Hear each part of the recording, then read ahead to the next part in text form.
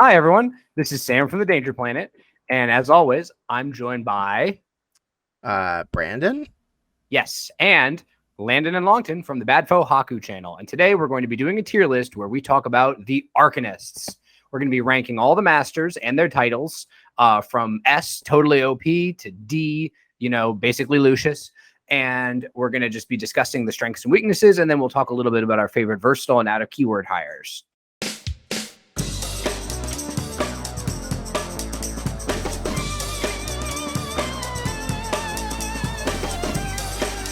Sandeep, interestingly enough, arguably actually gets, he can summon the new Gammon, right? I don't think they're at all good for him. They're not elementals. They're not elementals. Oh, they're not elementals, right? Because they don't have. That's depressing. Yeah. He's not the gamer boy anymore. That would actually Soulstone be a really gamers use case. Yeah. Huh. All right, that makes the decision easy because it didn't really change. I've never been the biggest particular fan of Sandeep in the current version of Gaining Grounds. GG3, I still think for the most part it's nerf summoning, but there are some elements where it could be perfectly fine. That being said, I'm just not the biggest fan of gun actions, nor am I the biggest fan of his card in general, but it's always very reliable at what it does. So I think no matter what, I can't rate him too low. And that being said, I'm going to put him in...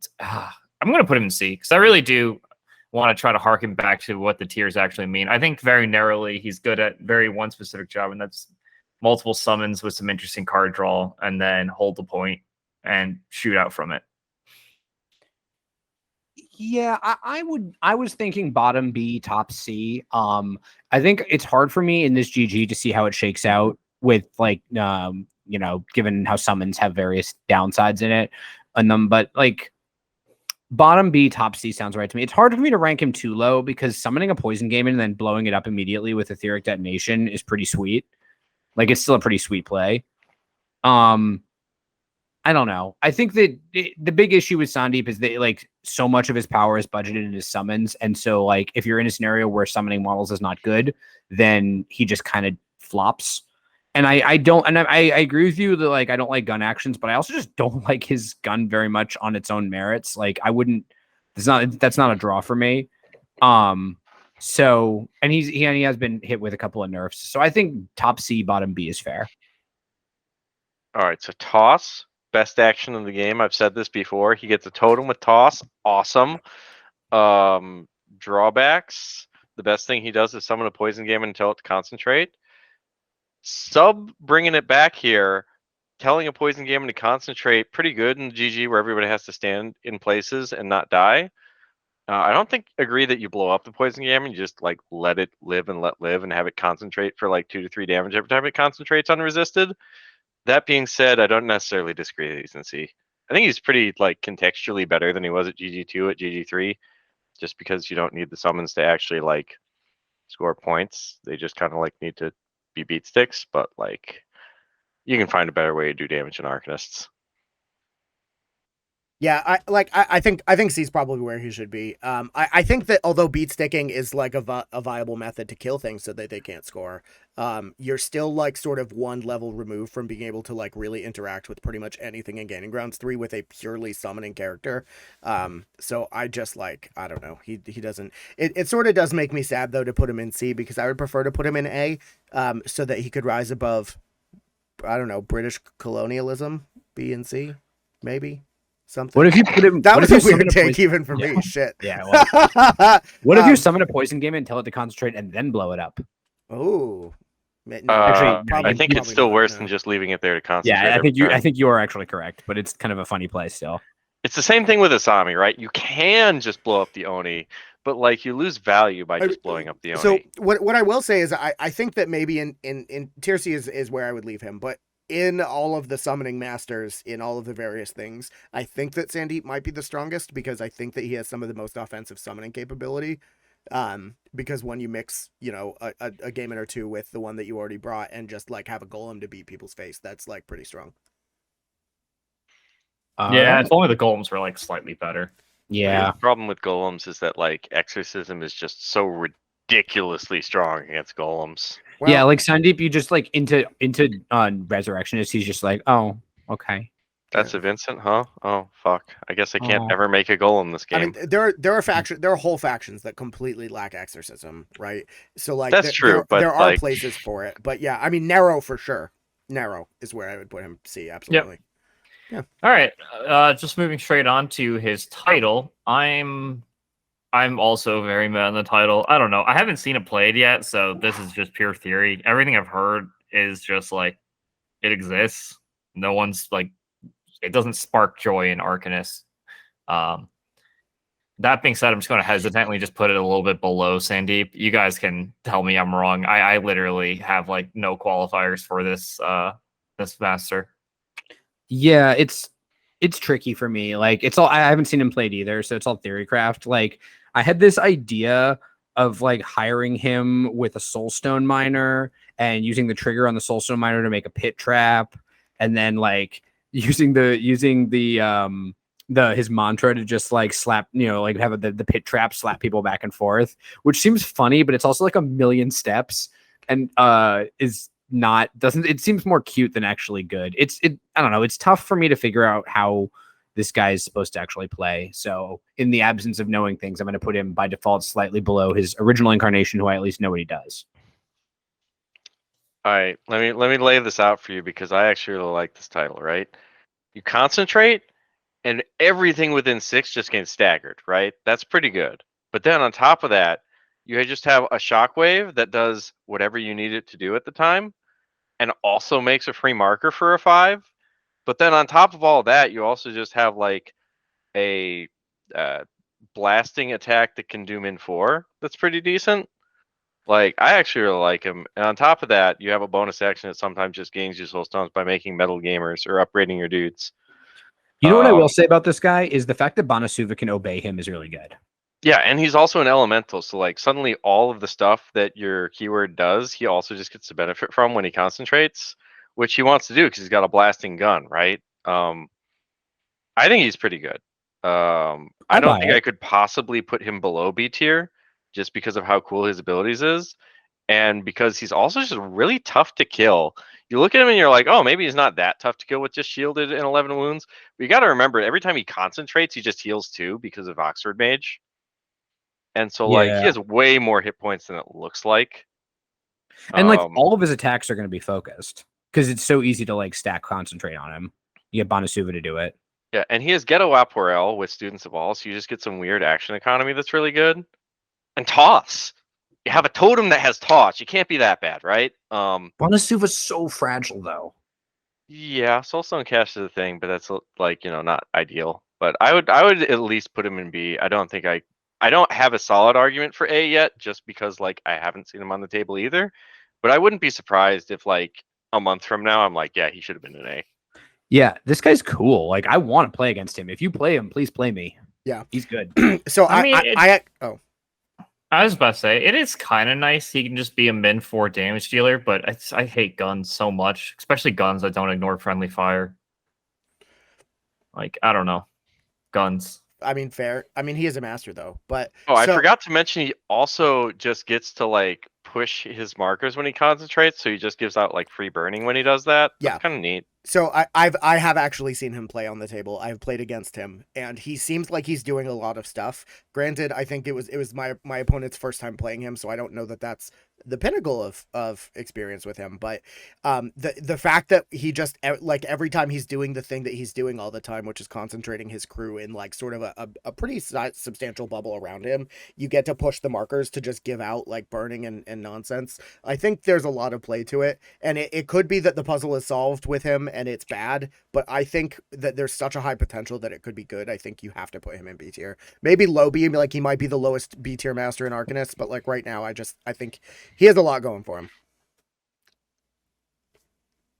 All right, he can shift gaming to other gaming. Think about that. He can make your 4-stone gamers into win gamers, and that's like pretty good. Yeah, wind gaming seem actually just genuinely great in this GG. Yeah, for sure. Focus, push a guy. They don't get a like duel. They're just like not scoring this turn. Like fuck you. It's pretty good. Also, up we go on 4 wins golem is nice. Yeah, But- we didn't even talk about the 4 wins goal. Like, yeah, this guy's easily B tier, maybe A tier. I'll hold off on A, but B seems good. Yeah, I also agree. I think in a couple months we might be just like A tier windmill slam. And so, what do you mean, by the way, when you focus with a win game and you push a guy? Their demise is friendly only. Oh, whoops. Well, you push a guy, it's just not their guy. I mean, Yeah. you can get more positioning out of your crew to put their beaters in their face. I don't know. You could do stuff. It's been a while since I saw Sandeep. You're right. Give me a break. All right, let's move on. No bricks. All right, easy move on from me. I think no matter what, Hoffman's just A. He didn't really change much. All of his models are still really good, and they go and kill people really well. The counterattack to him doesn't really exist too much. I mean, Yan Lo repositioning some of his big models is super annoying, but he actually has answers with Guardians and access to toss, as Landon adores. And yeah, no, a lot of movement effects, fast AP, ton of healing. Hoffman's Hoffman. He's going to Hoff. Yeah, I mean, he's Guild Hoffman, but he also has Diesel Engine. Like, that The seems Hawk fine. to me. God. I mean, Yeah. realistically, it's actually Soulstone Cash, but yeah. Sure. I mean, Arcanist upgrades in general are very good. Yes. Yeah, you say. I don't think that the difference between Guild upgrades and Arcanist upgrades is enough to change his tier, but everything that we said about him in Guild is still true. Yeah, I mean, Arcane Reservoir is like not very good. So Obviously S tier. He's Hoffman. Fuck Hoffman. Yeah. Well, we'll move on to Hoff 2 because that consensus happened really well. And we'll just put Hoff 2 back in S. I have things to Oh. say about Hoffman. Okay. I think that Hoffman 1 is a very strong master, and I think that like all of his benefits just got better in GG3. I think A, surprisingly maybe S. I don't know. He's very good. Well, he doesn't spread out as well for the GG stuff that wants you to spread. That's true, but you don't really need to spread out that much. And like he is the tankiest keyword I think in the game. Hands down. Yeah, probably. I think you're underrated how actually easy he can build a spread out kind of game, provided obviously that the counterattack doesn't work. And, like, it's very situational, but like Predators are actually, decent models. And Hunters, you mean? yeah, sorry, Hunters. I think they changed their name. No, they No, were they always didn't. called Hunters. Oh, well, I'm just an idiot then. Yes, that's correct. But yeah, the Watchers are, decent, good models. And you can meme around with Wardens and Riot Breakers. Yeah. Provided they don't have anti-armor. If you have any anti-armor, he can't go wide at all. Yep, he has to just sit there with his torch. Yeah. Such a stupid trigger.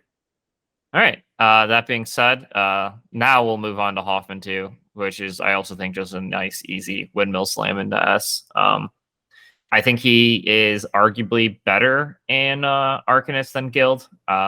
Losing your tools for the job model is a little sad for him because you no longer get the guaranteed high card. You do pick up one more card per turn, though. Just with hire Arcane December Reservoir. Acolytes. Yeah. Yeah. Have you read what those models do? Yeah, I read they Oh. have tools for the job, and then I stopped reading. Yeah, Yeah. I had like Alright. a weed dream the other day that Steam Feeders got tools for the job for some reason. Oh, yeah, that would be fair. I mean they also have Arcane Reservoir. I think it was because they had it in 2E, and I'm just like, oh man, that why don't people hire these models? They're the best. It's like, oh wait, they don't do that. I'm legitimately not completely against hiring December Acolyte because tools is so important for Hoffman. I learned, I just painted a puppet one. It's adorable. but overall, it's not great. They don't have a way to get the plus flip for their harpoon gun, and it's guns are guns. That being said, still easy S. Pylons are amazing. For reducible damage, amazing. So, yeah, I mean, absolutely S. Even more S, because now you can hire him as a second master into Mei Feng and then obey him with Sparks, which is just really funny. So that's a stupid list, and I'm sure we'll talk about it more when we get to Mei Feng. I'm wondering if Carve Path like actually presents kind of a weakness for him because they can just sort of bulldoze his pylons, but probably not because you can spread the pylons out pretty effectively, such that it's not like your opponent really can't afford the AP to like chase a payload around the map blowing up pylons. So, and he doesn't even have to have line of sight to them, so you can just put them behind like blocking impassable terrain, and then they can't get to them. So yeah, that's not enough to take him out of S. He's stupid.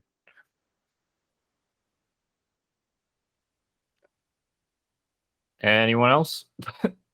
Fuck Or are we Hoffman. just- Fuck okay. Hoffman players. Yeah, I mean, I don't know. Hoffman's bizarre. I mean, Hoffman's bonkers. He's the best master in Arcanists. Do not post in Hoffman threads. Do not respond to Hoffman posters. 12 Exactly. irreducible damage a turn. Why not?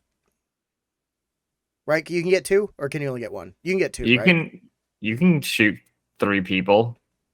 No, You I just mean, can't shoot the same person twice. No, you can shoot the same person. You can shoot the same If person one of them 3 is Sparks, times. Or is, No, it, you is, it can't. two, is it 2 times? Because it's just It's- Sparks that has it? it's It's just just well, no. Technically, you can shoot the same person 4 times. If Sparks? you hire him second Josh, master, Sparks, um, Josh, and Mech Rider to reactivate Sparks. Sparks. Oh, Oh, man, That that's is the fucking meme gross. list I built, and you can technically shoot one guy 4 times. Yeah, do it. Then they'll be dead. I I just think threw you're up left a with bit. like no stones at all. but Whatever. it's It funny. doesn't matter. You can alternating current everybody. It's Yeah. not really alternating current anymore. It's repetitive current. It is a Yeah.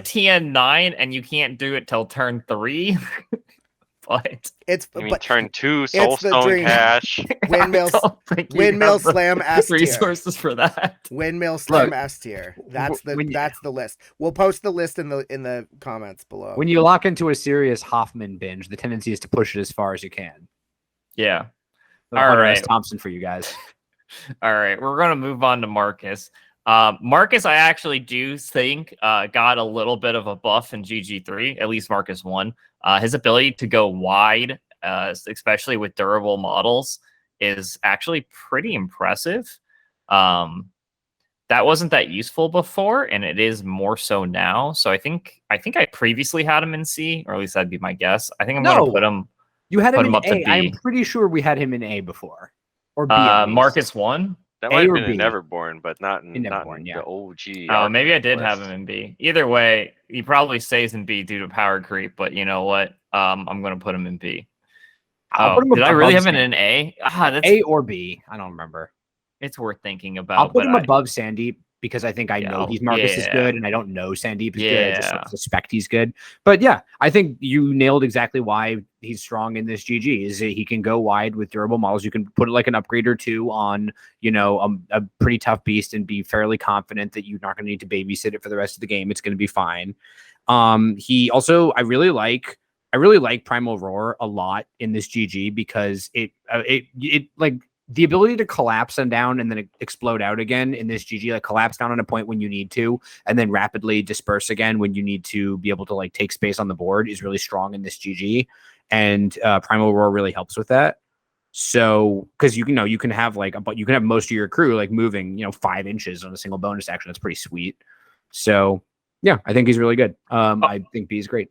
I will actually say this, almost putting him into A, because I actually forgot this for a second, is Mhm. that the changes to the schemes and strats rules, every time it was replaced, you used to not be able to score with it. Now, if you replace with the same cost or lower, you can score with it. And that is actually, I think, huge for the Beast Within / Vogel, because he's a really good Vendetta target. He's so survivable.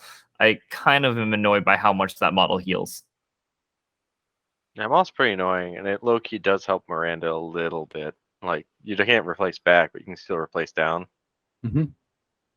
Yeah. Or sideways.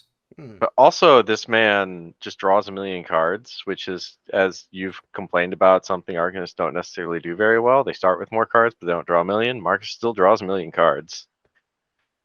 Yeah. Yeah, I really like Marcus. I think, especially in Gaining Grounds 3, his ability to just like yeet a somewhat survivable minion off to the side to go do what you need to do, and then also like you can give him stealth and disguised.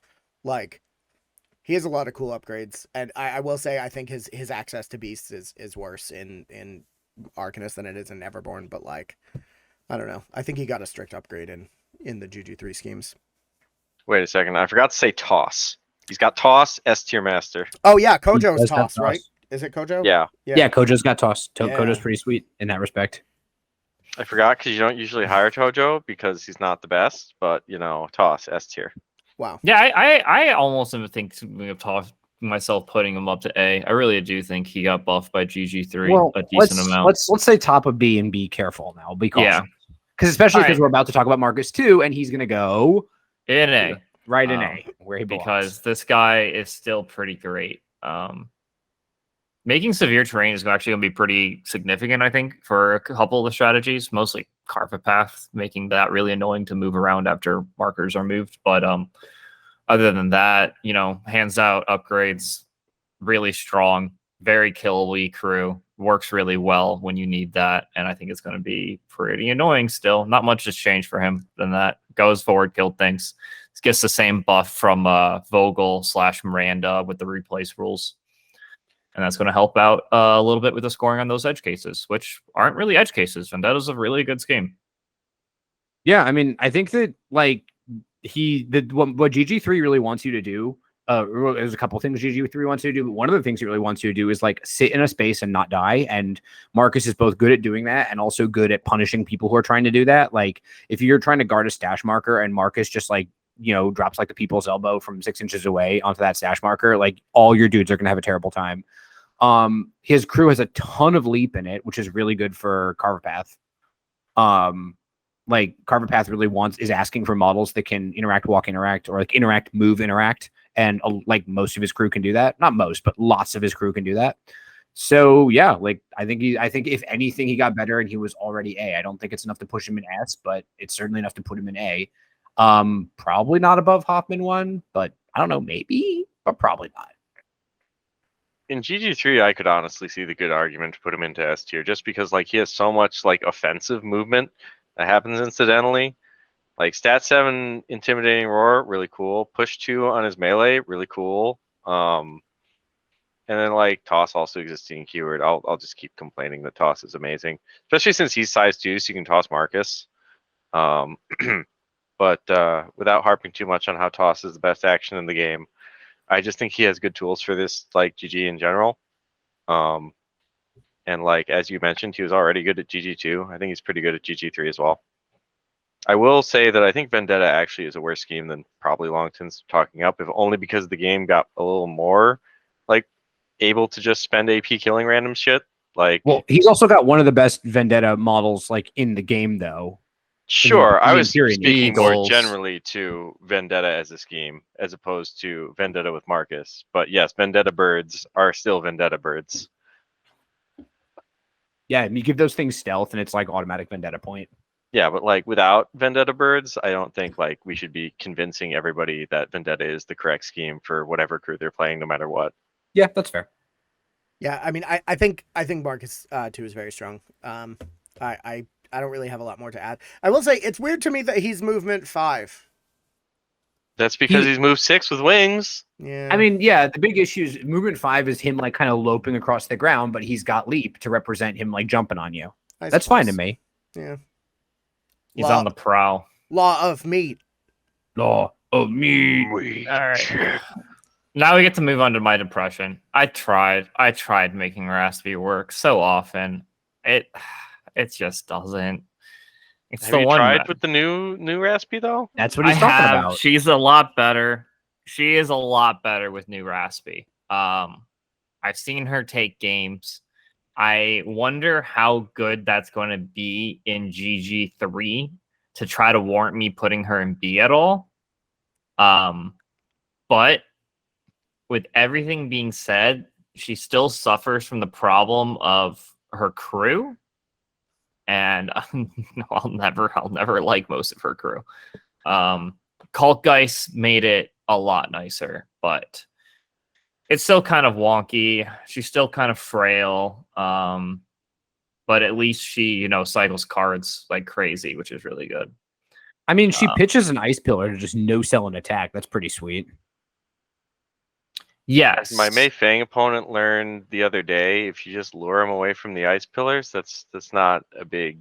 Yeah, that's true. That's true. It's honestly so easy to put her down. It's one of the reasons I'm not the biggest fan. She's a lot harder to move around on the board because of how far away she gets to stand, unlike Mei Feng.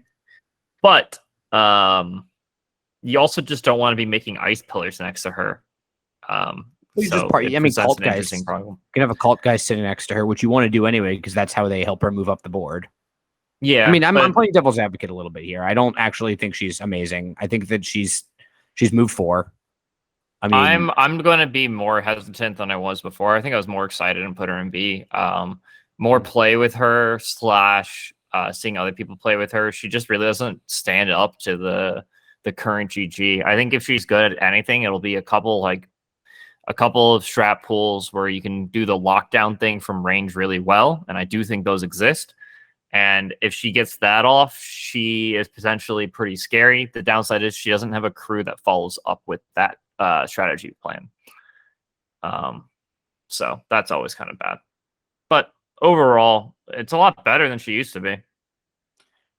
yeah, I mean, I don't love the December keyword. I think a lot of times people look at masters that are underperforming and think like, how can we buff the master? And the issue maybe is partially the master, but it's also partially that the keyword is just like doo-doo. And her keyword is like mostly doo-doo. So that's an issue. Okay. Snowstorms Okay. Snowstorm's okay. The blessed I is okay. suppose The blessed okay. is like okay. okay when you except symbols is gone. So like that's the big thing the blessed did.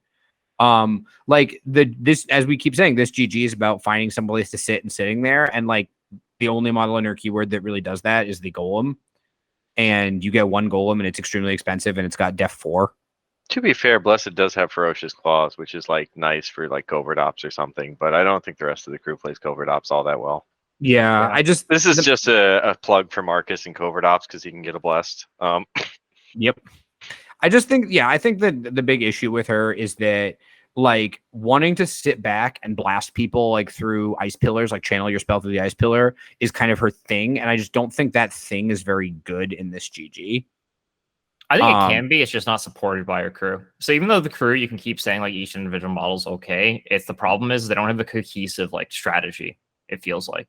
Yeah, I mean, when I look at her crew, the one big thing I can think of synergy wise is like use December's Passage to fling a golem into your opponent's face and then kill them with it, and that's like cool as far as it goes. But golems are def 4; she can't summon a new one like Sandeep can. So you get your 1 golem, and then your opponent probably kills it because it's not that hard to kill, and then you kind of don't have anything left in your crew that does stuff. Yeah, Arcanists are really homogenous like that. Like they share a lot of things, and if they share a lot of things, one person's better with it. Yeah. So, what are your thoughts, Landon? I kind of agree. If it was old Raspy, this would easily be D tier. I don't know that I've seen new old Raspy on the table enough. And Freeze Over is kind of cool, but like, no, I'm not buying it. Like, I just said why old be Raspy would unsold be on D. D tier. I said D. Oh, D tier. I said there should be. Okay, yeah, old Raspy. I'm still not unsold on D tier, but like, whatever. Yeah, I'm unsold on that, but yeah, it's hard for me to put her in D tier. She draws 1 million cards. Yeah, she does draw 1 million cards, which is good, but like I don't know, her strengths are narrow. I think. Does she definitively draw she's 1 million cards, Her or game does plan- she cycle cards? Well, no, she draws. She cycles cards. It's when Okay. she cheats. Yeah, or that's discards. true. That's true. So I like, think cheating a good card that causes you to hit with an important attack and drawing a card to me counts as a draw because you were going to cheat it's anyway. not. Yeah, it's not cycling. You are actually drawing with them if you're using them. Or discarding for a trigger, you'd have to have discarded a card. Yeah, if you're cheating or discarding for a trigger, that as opposed to just a thing. But it is cycling. You're getting rid of cards. You're not going up in hand size. You're staying stagnant at best. It's just that your cost you don't have to pay the cost for card draw, or the card cost of some abilities. But She know McCabe too. That's all I'm saying. She has a very specific game plan, and I don't know that it's a great one. C is probably reasonable. Ruthless Masters are pretty cool. Yeah, just play Rezzers. Everyone can be ruthless. Yeah, I know. Or Bayou. That being said, I am just going to windmill slam Raspy 2 into D. Why is she worse? You called her S? I never put her in S. Stop memeing. Totally did. Apparently bad summons are still bad even if you give them armor. And you know what? The card doesn't really do anything else, and the crew is still meh. That's pretty much it. Same conversation, except for she's actually worse than Raspy 1. Here's my argument for her being in C tier. Her whole deal, like Raspy's whole thing is offensive pushes, and that's a lot better in GG3 than it was in GG2. So like the Rift of Snow trigger is kind of sweet because if you activate her late, you just like drop an ice pillar, near one of the stash markers or one of the covert ops markers or whatever, and then arc a Rift of Snow through it, or like arc a Cold Snap through it into literally any enemy model, like whatever's the enemy model with the lowest defense in your line of sight. And then get the cheater stone for the mask, and then suddenly just deny them the point. Like, I don't know. That seems that seems like a thing. Like, that seems like that's there. Also, creeping ice is kind of interesting because you can put a person down like next to a marker or a stash marker or whatever, and they just can't be moved. I don't know. Except for now that they made it so that you can just move the marker. Yeah. So you can just no, they're destructible. They just get destroyed. You can't move them. You can just destroy them. Oh, right. I don't know. I mean, I think you're probably right. I think you're probably right, but I'm just trying to like think about how this guy works. Landon? I don't care. I just remember how excited Longtin was for this model when it came out and how much I was telling him it was hot garbage. He's like, no, it's gotta be good. Garbage. Cold garbage. You're right, cold garbage. So I have no real thoughts. I'm just like glad to be validated, that's all. Yeah, I mean, because you do lock down with a corpse marker. That's why I thought they were indestructible. Oh, I see. Okay. No, I don't know. I like cryosleep, I guess, is relevant in that it makes your crew's almost non-existent bonus action for the first 2 turns actually a thing, but then you have to remove all of the ice pillars that turn all of your abilities on. So that's like some scornergy, I guess, if I've ever seen one. And like I'm gonna buy it.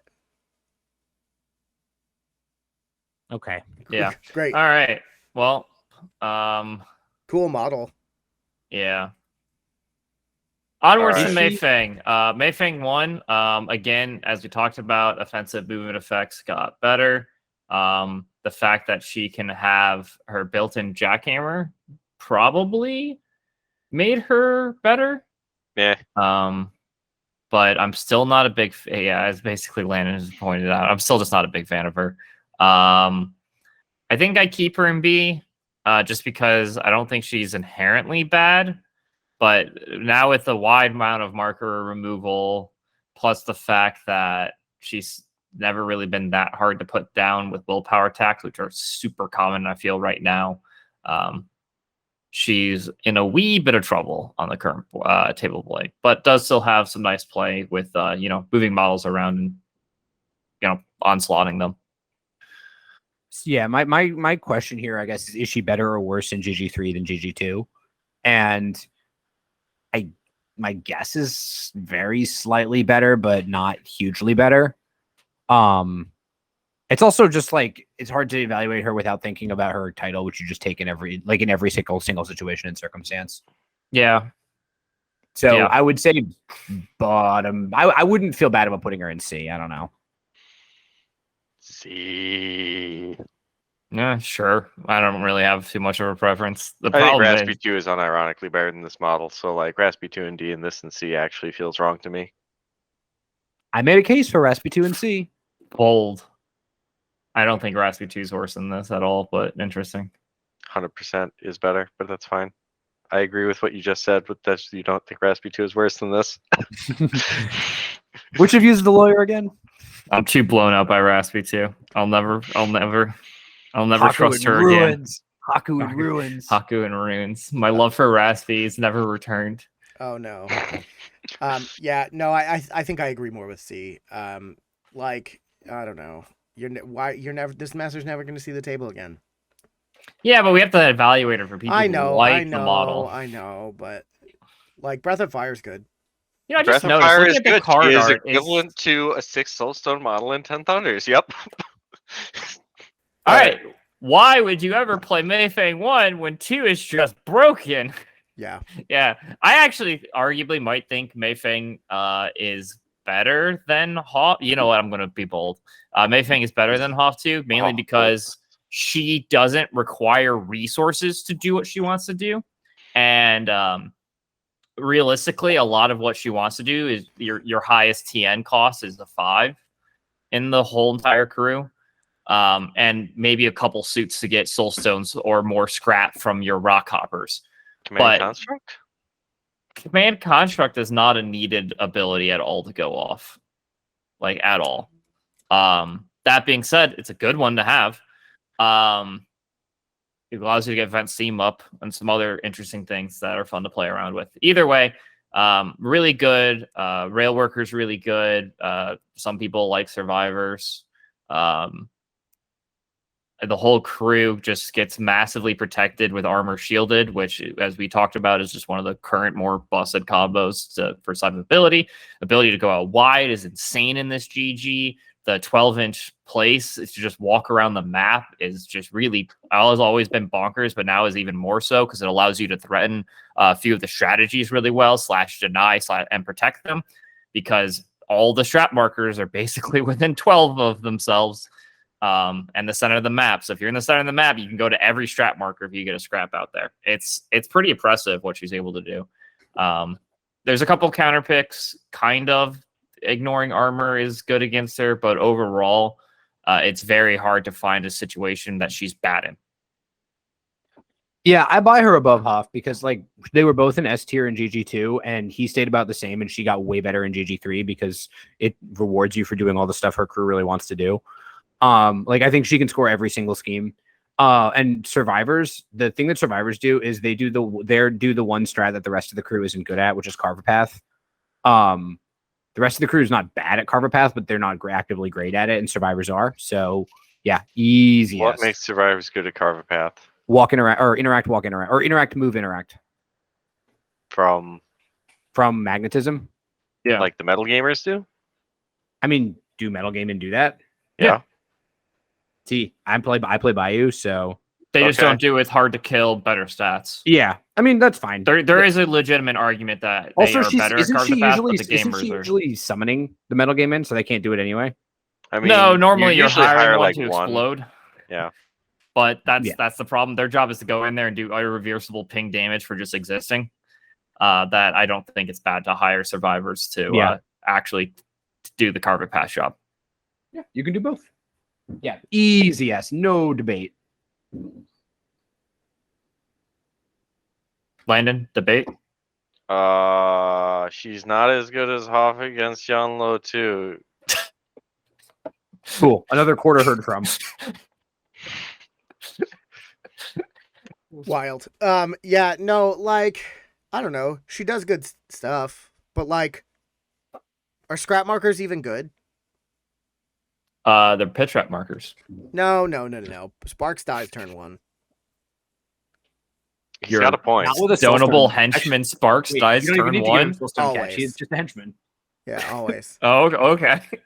My bad. Didn't know. Yeah, every game. You didn't know? Yeah, I didn't know he had an ability to tap on him saying this model dies under turn 1. Interesting. Yeah. I mean, to be fair, also that hostile work also environment is just a broken ability, guys. Yeah, that ability. Yeah, hostile work environment's great. So to the point where Landon was complaining how good it was against Yan Lo, and now says Hoff is better, which I still could be true, but still, it's pretty good. There was some sarcasm in that statement. All right, I think we've said what we need to say. What a lady. Yeah, which is nothing because the model's broken. All right. Yeah. Please we're gonna move on to. Wait, hold on. Ironside? I have one last thing, and the reason that she's an S tier is because when you take Hoffman 2 as a second master, you can do alternating current. All right, let's go, Toni. Did Toni get better in GG3, guys? Because I'm not the biggest fan of Toni 1, but I definitely think that the simple fact on point control is going to be huge. So I think I'm pretty solid just slamming her into B just because of how good she's going to be in a couple of the strats, mainly the marker ones, for just standing on them and being like, bring it, literally.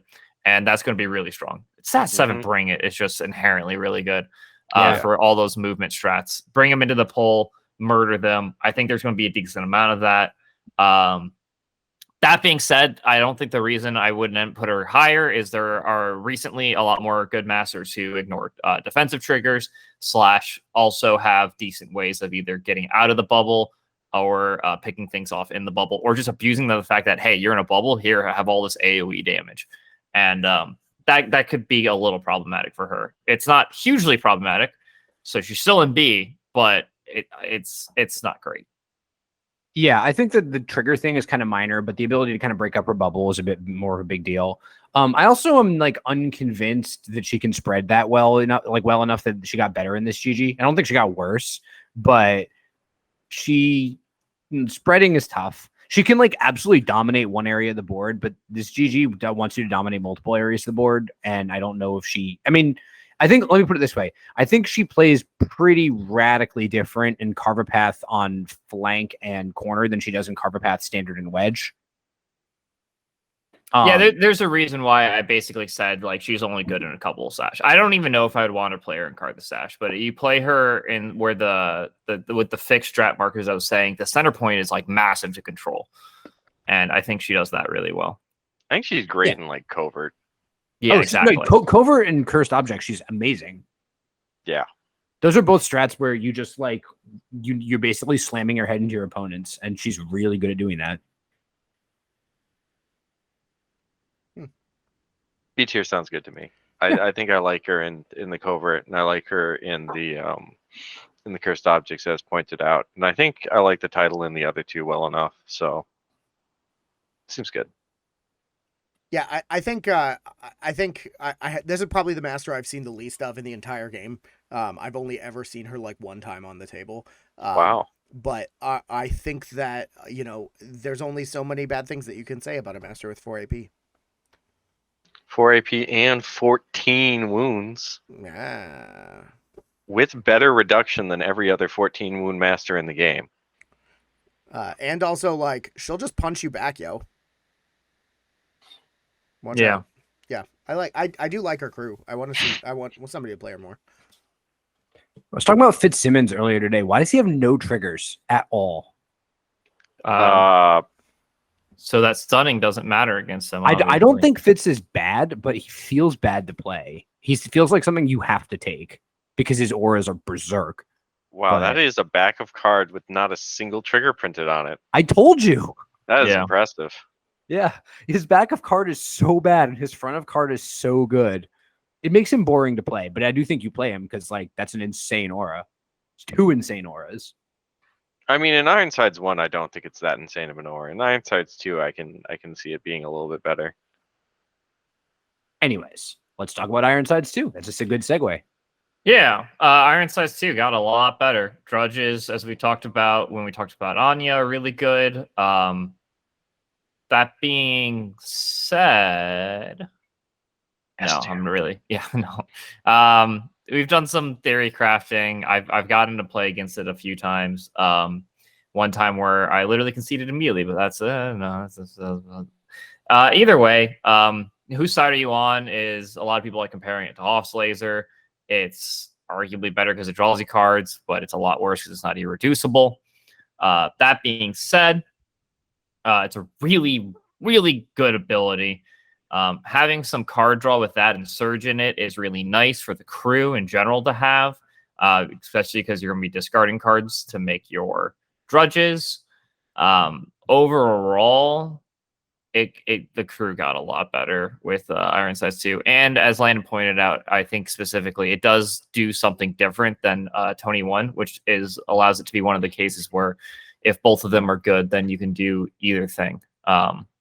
So I think I'm willing to put her in A. I definitely think she's good enough to be an A. I don't know if she's above Barkus or not, but she's definitely strong enough to be a contender. Meow kiss. I think that Barkus. I would not be sad about putting her in top of B. I think she's better than her original, but I think they're very close. Because as you say, they do different things. But I buy her in A because the whole drudge mechanic is like really strong. Like it's a lot better than it looks. And it's also better here than it is in Syndicate, both because she's just a better master than Anya 2, but also because you don't have to spend AP on the drudges to turn on unionized. You just like drop them and immediately turn on unionized in a bubble for your dudes. Which is kind of a big deal. So she's definitely, drudges are very strong and she uses drudges better than Anya does. So I think I can find A defensible. I think she's a lot more fun to play also than Toni 1 because she does my favorite thing, which is draw cards while you're doing other things. Like the most fun thing to do is to like advance your game plan and also just instantly draw a card. It feels really nice. Also, Will of the Union is nuts. Holy hell. Yeah. I can't go on enough about how well the Union just like works. Like, you ever just taken a bonus action and summon 9 stones of models? Like, no TN. That's pretty okay. And then it's just like out of activation movement for free. Like, oh, I need to, put my models back on guard the stash, or need to disengage for my I covert think op. it's 6 stones, right? Or is it? Are drudges 2 stones? I thought they were 3. They're 2. Or 2. All right, fine, 6 stones of models, whatever. Nexus still needs like an 11 for that, right? It's pretty good. Yeah. And the fact that she also just has a really good attack that just happens to draw cards and sometimes make theme markers is pretty nice, easily my favorite Arcanist model as far as the new wave of stuff. I mean, I think if Hoff 2 were any worse, she would take Hoff 2's place. In terms of your favorite models? No, in terms of like what you play first choice. Yeah, she's a lot of fun. Like, Yeah. I feel like I would take every action on her card at some point during a game. Like, AoE healing's also just really nice on the rallying cry. Like, I'd even take Picket Line, like, if I had to. Like, if I get engaged, I don't feel bad about taking Picket Line. I mean, it's built in coordinated attack. Yeah, it's a stat 6 attack with a built-in plus twist and a built-in coordinated attack that also gives you your chief currency. Like, seems fine. I would take every Also, action the on this built-in card. reposition is really nice in this GG. Yeah, I meant that to talk too. about this a bit more when we were talking about Ironsides 1, but I'll talk about it now that we're on Ironsides 2. I think like just having a lot more durability on your master is really nice in this GG, just because you have a lot more throwaway actions to just like put damage into things. And so having the most important piece in your crew be protected by like a ridiculous amount of free damage reduction and stat 6 positives on defense is really, really nice. And like the crew doesn't need to cheat defensively most of the time, just because Unionize is really, really good. So I think like she's got a lot of nice narrative going for her in GG3 that she might not have had in GG2. Yeah, like if you've ever tried to kill Toni Ironsides, like just don't. Like, it's not worth it. So I think A makes complete sense. Will of the Union just seems really, really, really good, and like she sort of has that Zoraida 2 feel. Like you can Will of the Union and then just yeet the Carve a Path marker like completely up the board, or 2 of them. Like you could get 2 of them across the enemy line. I'm pretty sure with this action, with a single bonus action, like late into turn 1. You can get 12 inches of push on 2 different ones. Yeah, it's very, very good. Yeah, she's great. Yeah, for sure. I really like Toni too. All right, let's talk about. All right, so Colette Du Bois. Oh, Colette used to be one of the more annoying masters. Kind of faded into obscurity a little bit because she's not really seeing play over some of the other ticks Arcanist has at the moment. That being said, she didn't really get worse though. Yeah, This one didn't. Maybe a little bit. I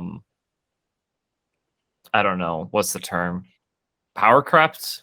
I don't know. Overall, don't mind me. Serene Continents. Her card's cool. Don't mind me is a lot worse in this GG than it used to be. That's true. A lot of things not needing to be bothered about. Neither of the strats that actually requires you to take the interact action cares about engagement. Technically, it is nice. Objects does if you've got like 3 people on you. yeah. Okay, Landon. Hey, it comes up. I'm going to do the bold thing. I really do think she just became kind of meh. I'm just going to put her in B somewhere, like there, and let you guys talk about it. I never really particularly liked this model. It had access to the duet engine, and that made it good. But that's silly, and this is silly. I mean, Illusionist is pretty good when your opponent is trying to guard a stash or deliver a covert ops marker. Illusionist is still a very strong ability. The ability to teleport around the table is still very strong. Because this is, again, like wherever Colette herself is personally, she has a great deal of ability to mess with the board. Like False Reality is pretty strong when, so it's offensive movement, which we've talked about for a bit. Presto Changeo is pretty strong, sort of putting people in the right position. So I don't think she's bad, but I think that her crew's inability, like her crew's glass jaw definitely is like more noticeable now because you can't just, there aren't strats where you can just sort of like run up and take a flurry of interact actions and just like either lock in points or just like get a big advantage, like push, you know, a kick the can marker like deep into enemy territory. You have to actually take space and then hold it, and it doesn't work as well. So there we go. I have never. You mentioned illusionist. I'm like, I don't know what that ability is. I'm gonna go look at the card. I've never seen this ability come up. That is wild. I have. It's pretty. You can put out a lot of distracted if you want to. Anywho, like Corfi doesn't score the strats Corfi or schemes Corfi was ever good at anymore. Like that's kind of sad for her. Oh yeah, crew. the Corfi thing. That's especially a huge with the Corfi nerf. duet being like a huge part of the keyword you actually hire. I don't know. I honestly would have pushed for D tier trash. Why bother?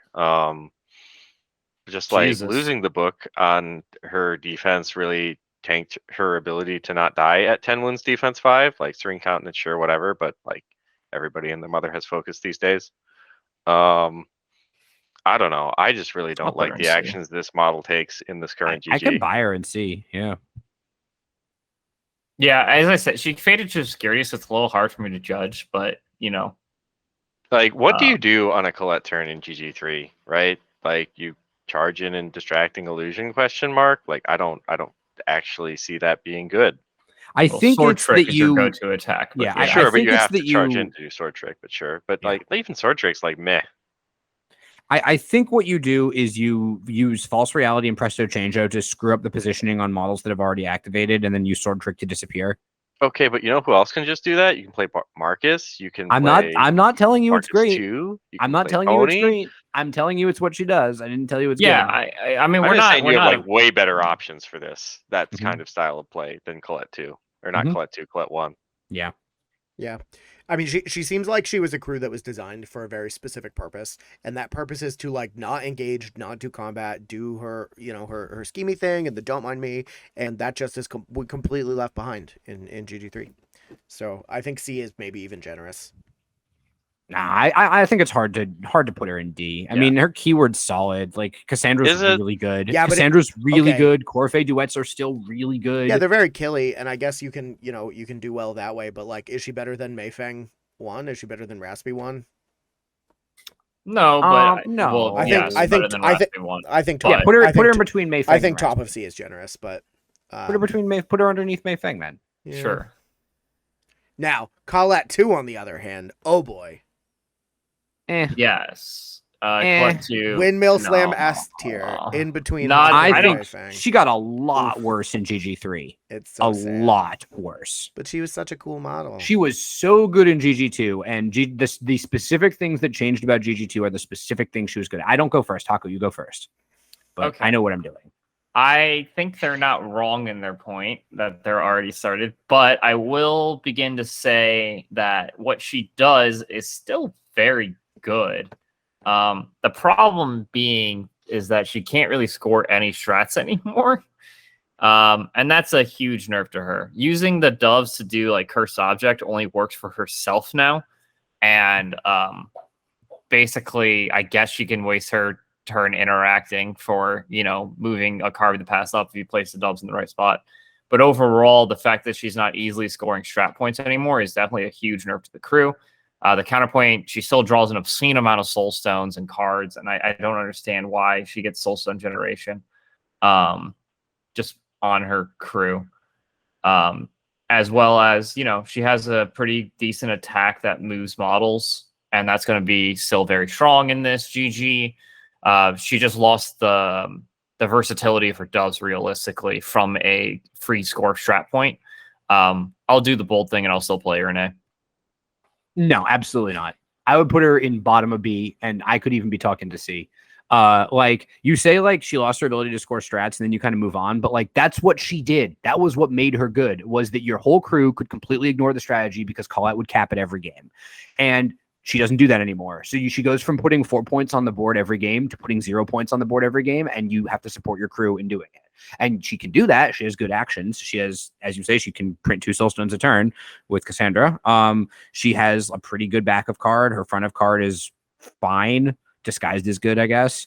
But like the whole game plan of Colette sits in the back and just like casually puts 4 points on the board while the rest of your crew contests your opponent is gone.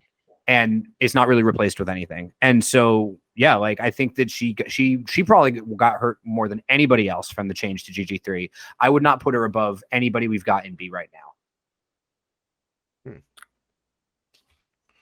I'm kind of in agreement. Like Magical Flourish is the best thing in our card, but like sometimes it's just that 5. It's that 5 with a plus, don't get me wrong, but like I don't know. I don't think that Magical Flourish is much better than say like Ferocious Claws, right? Mm-hmm. I mean, it certainly is, right? But in the grand scheme of things, I don't think Magical Flourish is better than Tony's Stat 7 Bring It. Exactly, right? Like there's other things that kind of do what you might be doing with her in this GG. So yeah, I definitely agree with Sam here. I'm not a huge fan or a fan really at all of this model, aside from like maybe some weird matchup concerns. See, Yeah. I think I'll let Doug finish. I'm not Doug. Damn it. Yeah. So I have no thoughts. Like, I don't know, man. A seems very questionable to me. She seems like a worse version of the original now in GG3. Yeah, that's all I got. I feel like I'm talking myself into I'll defend C. my points. Magical Flourish is a fucking amazing attack action. I don't know like how you can discount it that much. I think it's going to be rarely. Will it be actually stat 5? But sure, whatever. Why not? Even if it is stat 5, especially with how often ski markers are dropped, that allows it to pick off most small wound minions or small wounds, low defense minions and models that you would be going wide with, particularly in this GG.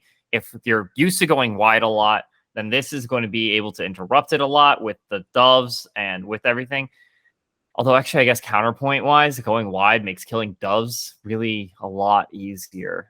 Yeah, that was something I was going to bring up. There's a lot of like knock-on effects from the GG changes, and one of them is that in GG2, she would usually have 3 doves on the board because you could do the stuff you wanted to do without ever having a dove like in line of sight of an enemy model.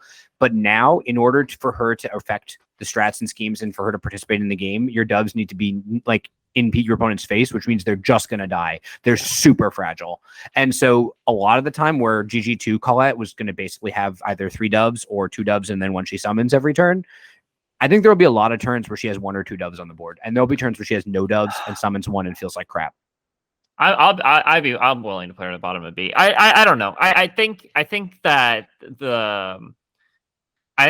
yeah, sure, you'll probably lose a decent amount of doves. It's still going to take up a lot of AP, and even then, it's not hard to start chaining them and then just murdering the targets by shooting through the dove, summoning a new dove, using that dove to flourish. It's like once per turn to summon a dove. So right, I'm just saying you shoot through a dove, you summon it. What even does them now? It's her ranged attack, Phantasmal Prism as a tome trigger to summon a dove in base contact with the target. Oh yeah. It's a good attack. It's really not hard to get the flourish off on the targets you want, because I mean, even without a dove staying alive, you're still 8 range. I mean, disguise means you're not that likely to die. Plus the decoy marker shenanigans is still pretty decent. The card draw from doves dying is always great. And overall, I mean, Magical Flourish is pretty good attack. Well, I'm not. Loses the mana or the Yan Lo matchup garbage model, as I've said many times. But more realistic than that. Like we talked about the flourish being good, but like it's also a gun that ignores or Phantasmal Prism, but it's also like a gun that ignores nothing. Just throwing that out there. And it ignores where a lot of things are going to be engaged. Doesn't ignore anything by not targeting willpower. Oh, by targeting willpower. By targeting willpower. You still get the next flip to attack, but sure. I don't think you care about the you don't care about damage. the damage flip. You don't care about the damage flip. All you're worried about is the friendly fire / concealment. And you're right. All right. I'm not the biggest fan of that, but all right. That's our controversial opinion for the day. We're going to get completely flamed by Colette fans, and I don't care. Let's talk about Kaeris. Yeah. Plague, looking at you. Tell us why we're wrong. Yeah, let's talk about Kaeris. Kaeris is good, boys. She was never like bad. Zip but blue. Yeah, it's like Zip but blue. Wild. Wild take.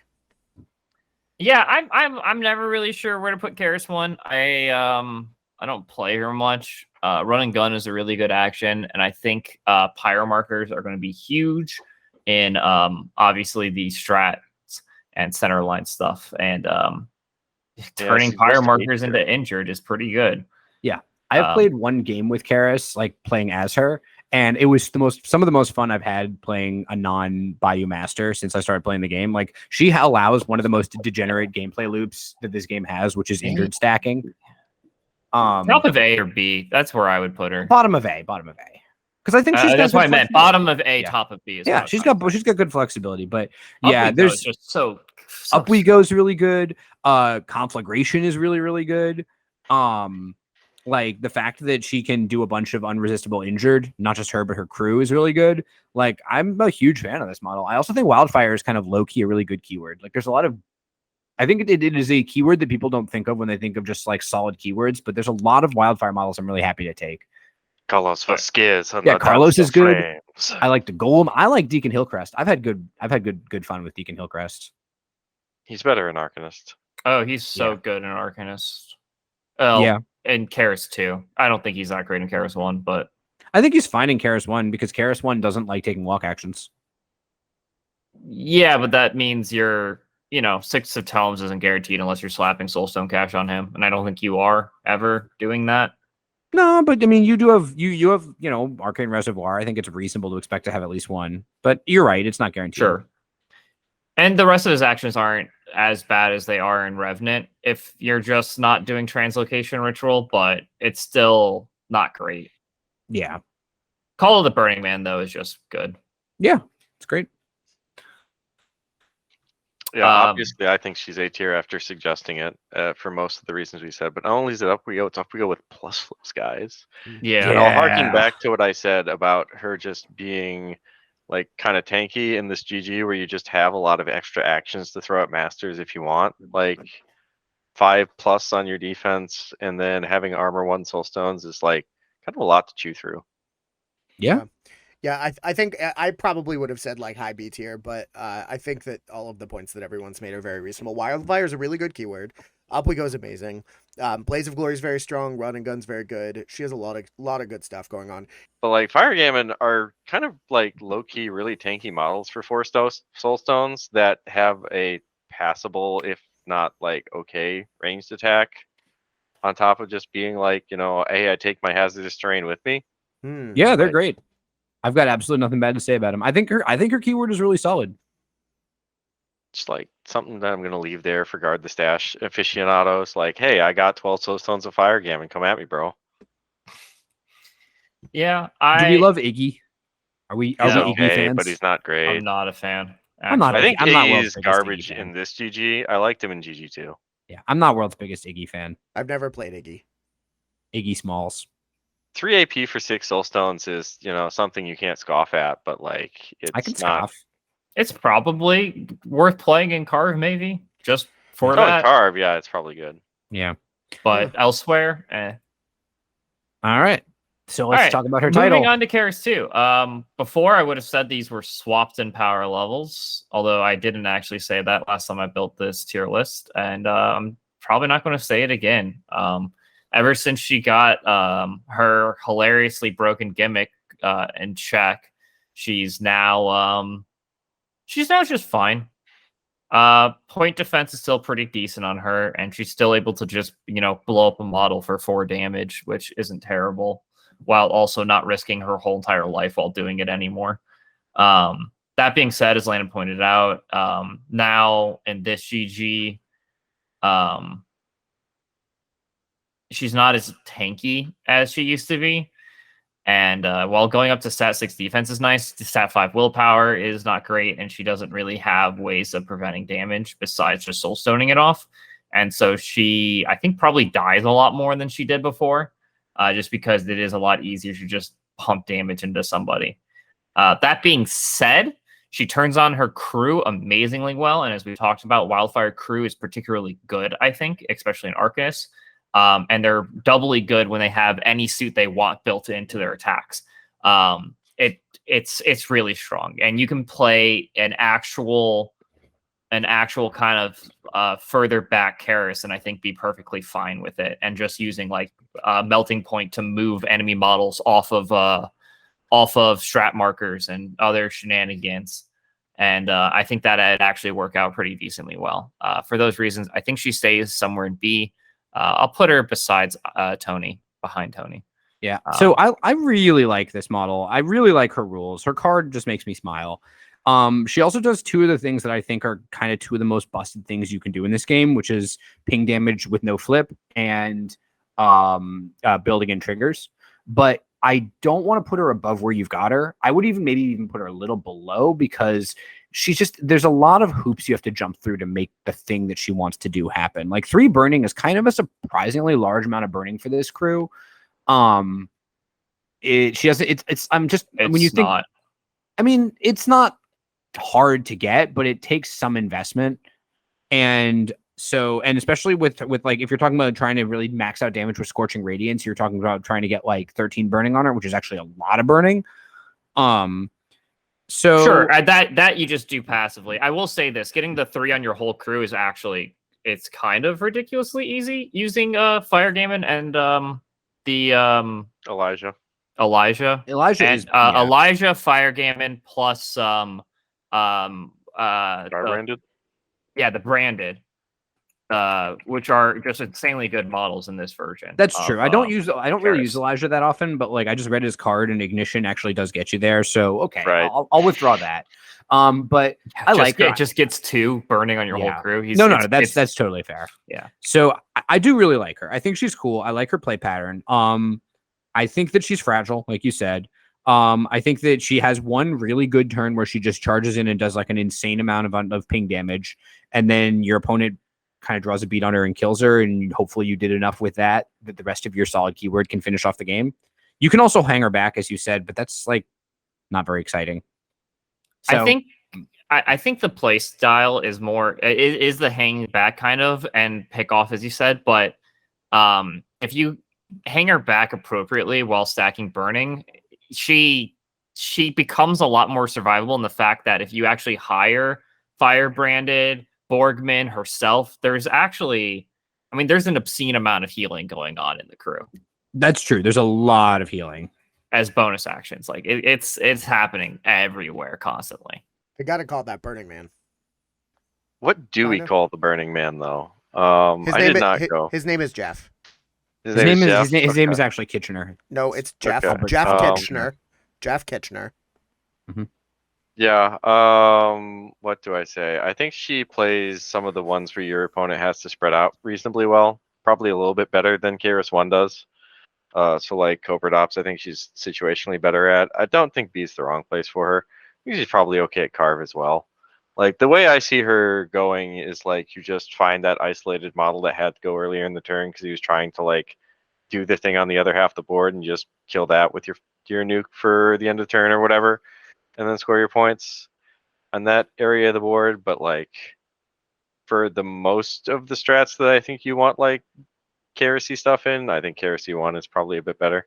I love Kaeris. Although, you know what? My biggest problem with Kaeris 2 is all she did was lose goggles, and then her, very, probably like combustible wings that probably had a power source that was, not really safe.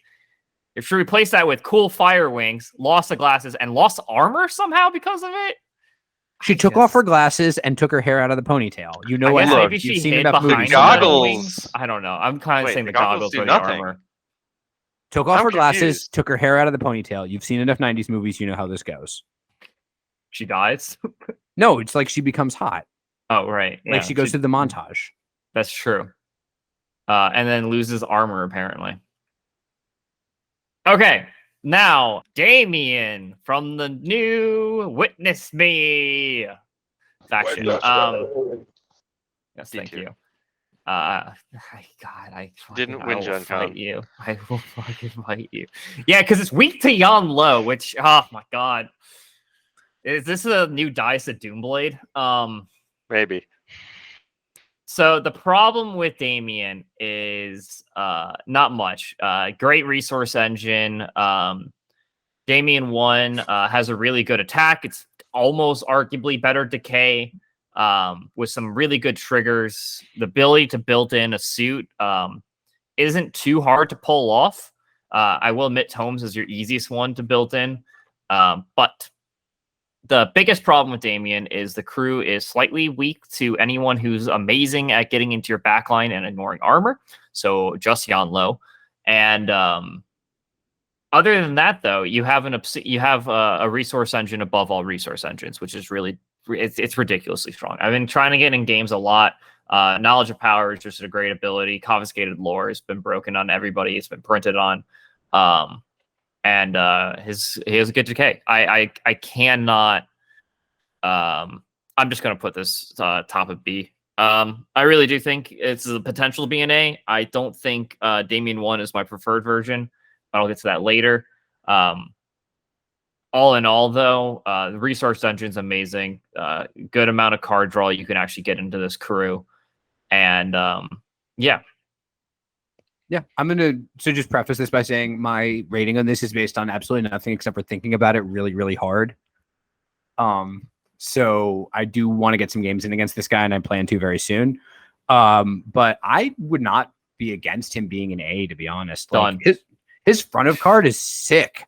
Like, oh my god, his front of card is great. He has a 14 card hand. I mean, he has a 14 card hand with the caveat that sometimes when you cheat, you have to discard a card to cheat. But he has like amazing passive hand pressure. He has like passive, like out of activation, like board wide friendly movement. His backup card is great. Confiscated Lore is nuts. He has a ranged attack that does irreducible damage. Like we just talked about how good those are with Hoffman. He just like, it really doesn't seem like there's anything. None of the text on this Master's card is disappointing to me. Maybe his like defense being 5 is disappointing. Nothing else. He's even got a little bit of defensive tech with Superiority Complex. And I also think that the fact that his keyword ability on top of all of the like neat little synergy with building in triggers and like turning on people's like triggers and abilities, his keyword synergy is like you cycle a card at the start of every model's activation, like just passively makes your hand really good. Yeah, he seems great. I'm not actually the biggest fan of this model. I don't know. I think a lot of his crew relies on these squishy enforcers to be like annoying, and I'm not a huge fan of that. His henchmen are okay, but like one of his henchmen is just like moving around your other henchmen, so it's kind of like a 19 stone package of like I don't know. I'm not a huge fan of this keyword in general. I think it's probably okay. I think B tier is probably fine for it. I don't think I'd put it in A tier. It comes off to me as gimmicky. It definitely has a lot of gimmick to it. I mean, it's a new sort of interesting thing with the. I mean, it's sort of dreamery. I really like that it takes a bunch of stuff from other places and sort of weaves them together into a new form. I know I'm going to play the hell out of this as soon as my Gen Con order ships. Or gets here rather, because it shipped. He can summon. Yesterday. He can summon a model that does the box opens right in your opponent's face. That's sweet. Dude, the puzzle box is an ungodly broken model, and to be able to summon it off of an ability that's kind of broken, is just kind of ridiculous. They both can, right? I'm pretty sure. No. You can summon it. It's only one. The problem with Title Daving is you have to play a lot safer with the puzzle box, which isn't hard because you can draw line of sight for all its action. To be fair, they're both titled. This one is Aspirant. True. But the only what Landon does say, I think, is sort of the point. I think a lot of his crew seems particularly fragile. So like maybe that's not great, or like if you have to combo a bunch of like Rube Goldberg-y machines and some of them just die, then you're gonna be wrecked, noob. But yeah, I can't wait to get this to the table. It's gonna be wild. My counterpoint to that, I guess, is they're not as fragile as you think, especially obviously in Arcanists where you can slap attuned on any model you want. Yeah. Does it does that not have to be is that one of the restricted ones? Does that not have to be living or something? No, you can put Soul Song Cash attune wherever can the hell be you slapped want. on anybody. Okay. That being said, I think I think the crew is definitely frail. I don't think it relies on any of the. I think you guys are playing up like it relying on specific models staying alive. It legitimately doesn't.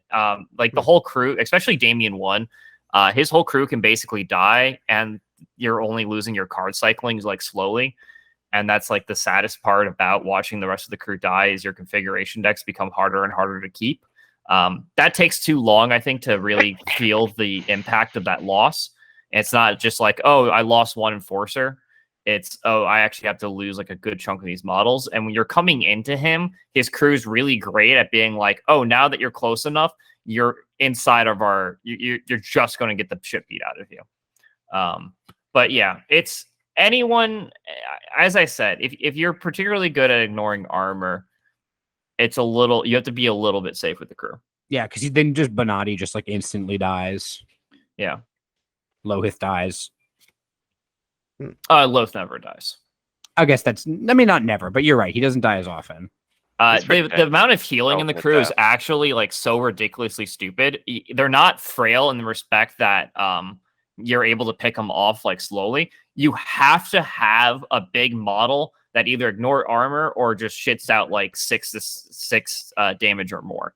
Well, there's nobody on this tier list who does that, so that's good. Yeah. Well, I don't know, there isn't really actually. Oh God, Hoffman. It's really Peacekeeper 1 that does, or Peacekeeper, fast Peacekeeper. I do want to play Hoffman into Damian and just spend Hoffman's AP blowing up 3 Soulstone gamers. Yeah.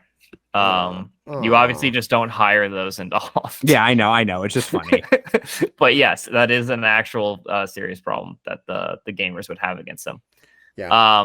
So I think A tier seems reasonable, but obviously this is a brand new master, so we'll see. Yeah, I've actually gotten a surprising amount of games in with him already. Title 1, I only have 1 game in with. I don't feel as good about him, which is why I'm just going to get right into the title 2. Unbound. And I'm just going to windmill slam him above Hoff 1. Still not good enough to be an S, unfortunately. Mainly because, as we were talking about, the hard fact that you lose to Yan Lo and you lose the game in particular is what I'm talking about. You lose the game into Yan Lo and you lose the game into Hoffman is a lot more significant for him because he relies on the heart of the box a lot more than Damian 1 relied on it. That being said, it's still not like the end all be all for him. The ability to draw range from him and Loth in particular really allow you to have a presence wherever you want on the board, take models from outside the board. It's all in all, it's actually just like insanely disgusting the amount of things you can do by drawing through a model within 8 line of sight. None of which is just the sheer amount of actions that his henchman has and the puzzle box has. Are 2 of just like the most disgusting models to range user ability. Outmaneuver, I think, on Thorpe is just one of the more disgusting abilities that's ever really been printed. It's an obey that's just a really good move effect for people. And also, it's funny and has come up every time I played this game. I've got your back being range like 14-ish is actually ridiculous. Yeah, I mean, I buy that. I don't know about. I think you're a little bullish on him. I admit you've got the experience and I don't, so I'm not going to try to gainsay you here. I think you're a little more bullish on a master who, like, fundamentally is built around getting into people's faces and slapping them with a 2-4-5 melee attack. Like, and yeah, he's channeling what his crew does, but you named a couple people who can take out the box at range. There are a lot of crews that can just, once they know that that's what they need to do, can just snipe out the box. And like channeling attacks through him is strong, but when you're not channeling, the box opens through him. The drop off in the quality of the stuff you're channeling through him is pretty stark. No. No? I actually, the box open isn't the good reason puzzle box good. You literally actually, in Damian 2, you can just keep the puzzle box basically all the way back in his base and use it for the first ability to move your whole crew. / shockingly, just make one guy take like 3 defense duels or take 2 damage on each one of them. Because a lot of what you do is you use your ridiculous range to lure models in with the 10 different lure effects that exist in the crew, and you just kill individual models really well. I can kind But of it's, see it's that. not I mean, it's not the box the box, opens is not actually. I wouldn't. Sure. It's a model that you can legitimately just keep in a corner and never care about. I mean, it coming does out need of to the be corner. within 8 inches of him if you're going to be channeling through him. Yes. So, like, You don't need to ever channel it through him, is what I'm saying, though. Yeah, but I mean, don't you want to if you're going to be doing stuff with rework the configuration because the range on that is 6 inches? A lot of it is you are hiring metal gamers. Oh yeah, the or little gamers. Soulstone gamers. And I mean, you can also arc through Lohith as well, right? Yeah. Yeah. So and I'll say this. So you have a bunch of yeah. things that you can do it I through. think he's okay. That's all very fair. I think he's if you are playing into somebody who is able to deal with the little gamers if at range effectively, which I think is a reasonable number of crews, and your optionality is constricted in that way, I think that he's going to suffer. But I agree that if they can't do that, then like, yeah, you're just going to run over them. The last thing I'll say about why it's so hard to deal with the Soulstone gamers, like looking at them, you kind of think it's really easy, but the crew actually just hands out shielded like a joke. So armor shielded actually makes the gamers with the amount of passive healing that exists in the crew, just Belventine going, makes it really, really hard to actually put down. And if you put too much resources into it and can't, you just die. Also, her gun is sick. Yeah. Her gun's disgustingly sick. Also, oh my god, I'm sort of sad that they didn't errata false witnesses to be in the witness crew. Well, also, they're false. she can obey herself. I don't know why she can do that. Belventine. No, she can't. It says one other. Yeah, one other. Other doesn't. Yeah, sorry, I don't remember Haku confirmed for cheaters work anymore. Wow. Oh no. I've never done it, but you can target yourself with it, which is really nice. It doesn't even target. It's just 2 models. Yes, that's true. So I mean, it gets right through hostile work environment, which I think is otherwise fairly good against this crew. I think the point that I'll bring up is I think this crew just has more cheats than it really wants to make in an activation, especially with 2 as opposed to 1, where you have like this idea that you need to put cards in the config, but you don't really know what you're getting back. But like you have a lot of like okay to mediocre stats in the crew, and then like no ability to just really take damage beyond the fact that like you get shielded sometimes. I don't know. I'm not a huge fan of it. Healing. The when you say like you don't know what cards you're getting back, Puzzle Box just gets whatever 3 cards back you want. Sure, from your config, I guess. Yeah. Yeah, I think he's more talking about you put something in your config and you. I think what draw I'm 3 off the talking top of about your is you deck. get 7 cheats a turn, and like that's what you have, right? Like you don't get more than 7 cheats a turn. That's not think true. that You crew have needs more card than 7 draw cheats. from. You have multiple card draw from Chia. You have card draw from hitting the crows on your Soulstone gamers who can just target themselves or the puzzle box you have hidden in order to get the crow to get your card draw from your config. And you have card draw from someone else has that trigger. I don't remember who it is. I'll tell you, in 100% of the games I've watched, Thorpe. In 100% of the games I've watched, Mia dies on turn 1, so that's my sample size. That's my sample size too. Wow. It is not my sample size because that only happened to me once and never again because I didn't, just put it in a spot where you can activate 3 models in a row and hit it with a severe 6 before I gave it shielded or cover. Cover? What's one cover? Misplay. One fucking misplay. And the crew's trash. Okay. I hope right. that Unbound Damian Ravencroft is top of A. I don't know that that's true, but I do hope it. It just seems like there's a lot of options, and it sort of suffers from there are so many options. Like you're gonna fuck up a lot, at least initially. I don't know. Just he can do a lot of different things, and none of the things he does seem incredible. And none of it seems clear and direct. Like that is definitely the thing I want to do. They're all good. A lot of good things. I'll say this: it feels ridiculously good. Like everything, every time I look at it, and every time I argue with people over it, most of the points come down to the fact that like, a lot of the synergy relies on each other. Yeah. And until you realize the simple fact that each model individually by itself is actually just quite amazing. And doesn't actually rely on the other models to make it good, and doesn't even rely on your godlike hand sculpting to really matter. Really ends up turning on. Like a lot of the TNs, you can just path. You can just. I mean, they're all really low TNs. Well, I mean, I think really his biggest weakness is that all of his models are good and have a bunch of good abilities. Also, you Alright. can just go early with Loath and have everyone take all the important TNs at plus flips if you really want to. All right. Because I think you'll Landon's heal been him trying to say back. something for a minute. Last point, he loses his goggles, he loses his damage reduction. Obviously worse than the first version. Fair Oh, enough. that's true. Kaeris 1 is higher than Kaeris 2. Hmm. I would rate original Damian higher than Damian 2, but I'm gonna play. I'll revisit this after I've gotten a dozen games in against him. How about None that? of you guys are talking about the point that he looks like Bubbles from the Trailer Park Boys with those goggles and that like shaved head. Okay, Yeah. I think we should talk about versatiles. Okay. All right, yeah. So that's our current tier list. Everyone's wrong in Damian. He's going to go Okay. up to S tier when you play him. Okay. Ignoring these bold claims. Let's just get straight into versatiles. And out of keyword. So I actually think Arcanists has gone through so many different versatile models on what's actually very good.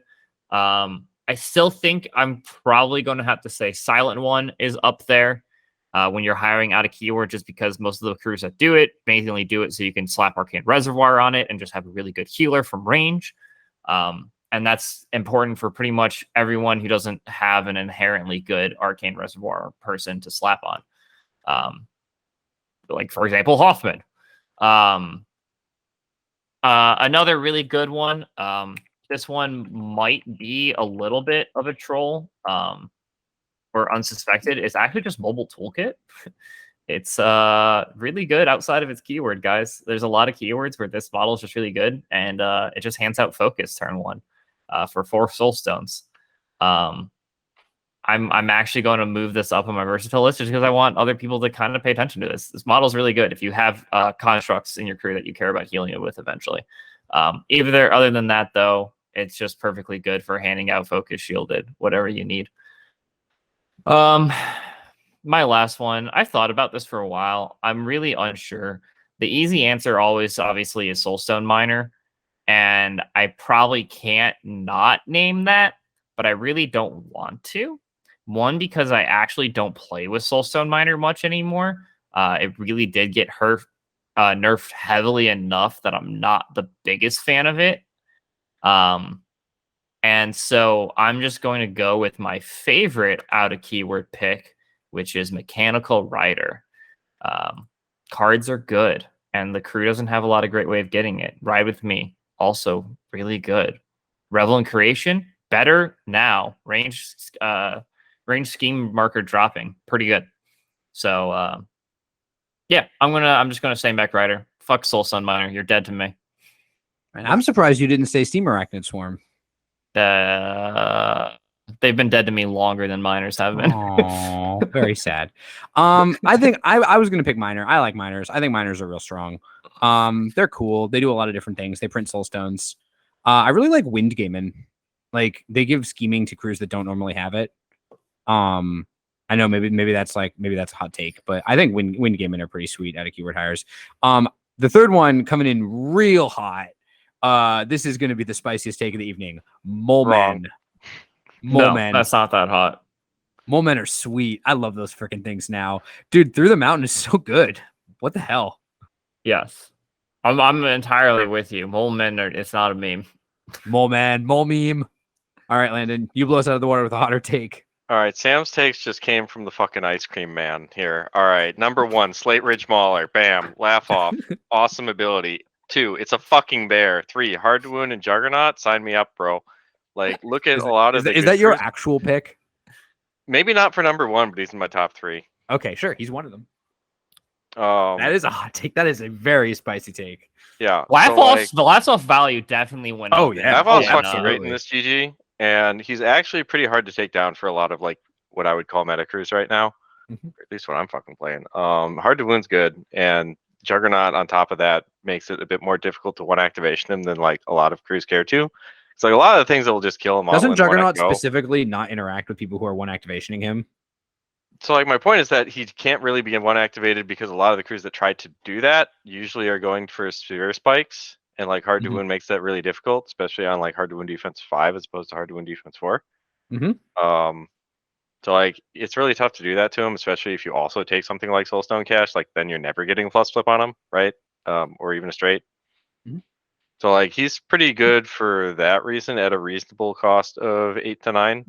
And like if you have to, he also has Terrafabite. Like Terrafabite's pretty good for not dying. But anyways, that was like the spiciest take. The next spiciest take is 6 Steam Arachnids, not Steam Arachnid Swarm, 6 Steam Arachnids. Like, come at me, bro. I got 18 stones of Steam Arachnids. Try and guard that stash, bitch. You can't. Like, also, I have more guard the models than stash. you with just like a third of my list. What's the one? Sorry, what wagons? Like, No. name any strat you want that's not cursed objects, and even scheme. cursed objects. Oh yeah. The public demo. Yeah, Like, that kill one. 6 of my Steam Arachnids. That's my public demo target. 6 Steam Arachnids. Bitch. Okay. Very nice. So like, yeah, hot number 2, 6 Steam Arachnids. Wild. Got to show Sam that he's actually the ice cream man over here. My takes are frigid in comparison. Let's see now. In the last super wild take, damn, I had one and it was more normal and not incredibly spicy. Wind Golem. There you go. Yeah, that's fine. Wind Golem's the most normal of my takes, so clearly it's number 3 because it's not hot enough. That seems fine to me. Wild. Yeah, I mean, I guess I don't know. I'm usually the hot take one, but I guess I just won't this time. So, silent one with Arcane Reservoir, silent one with Arcane Reservoir, silent one with Arcane Reservoir. No, I'll do silent one as my first. I think Soulstone Miner is very good, so Soulstone Miner, and then number 3 probably some combination of the Arachnids. Precise is very strong. That's what I got. I think it's the Mech Soulstone Arachnids. Miner is actually pretty good. Is it Mech Arachnids? The Mech Arachnid is the one with precise. Is it Mecha? Yeah. Yeah, and I'm just not a fan. Yeah, that thing. That model just seems dies bad. against everything it wants to fight. Yeah. Oh well. That being All right. said, I think Arcanists is the weird one where a lot of their versatiles are actually like very keyword dependent. Like Hoffman needs the silent one, Mei Feng doesn't. The Barkus doesn't need anything. Damian also probably not hiring anything else. Toni, similar spot. Like the crew, the keywords, the crews are actually very keyword based. Where a lot of these versatile models just aren't coming in. I'm sorry. Shift everything down one. Fuck the Mech Arachnid. Number 1 is obviously Hoffman 2 as a second master because you can make him alternating current. That is legitimately probably the actual best option because I don't know of a single master in this faction that doesn't benefit from hiring Hoffman 2 as a second master. Wild. All right. So everyone, that was our tier list. We hope that was enjoyable for you. You learned a little bit about the Arcanists. You got burned and singed by our scorching hot takes. And we hope that you found our chatting about Damian pretty interesting because there's not very much known about him yet. So we're doing our best to place him. So once again, if you like our videos, please hit that like button and subscribe. Leave a comment to let us know what you think we got wrong, what you think we're right about. And in the description, you'll find a link to our Discord. Please join our Discord. We talk about all kinds of things. And if you want to be part of Team Danger Planet and rep us at events and let everyone know that Danger Planet's got the greatest Malifaux players, all you need to do is buy a Hawaiian shirt of any description, wear that to an event. That's our official team jersey. Get that Hawaiian shirt on, and you will be an official Team Danger Planet Malifaux player. So please check out Badfo Haku. Their link is also in the description. Give them a like and thank them for doing this tier list series with us. And until next time, this is the Danger Planet. Bye.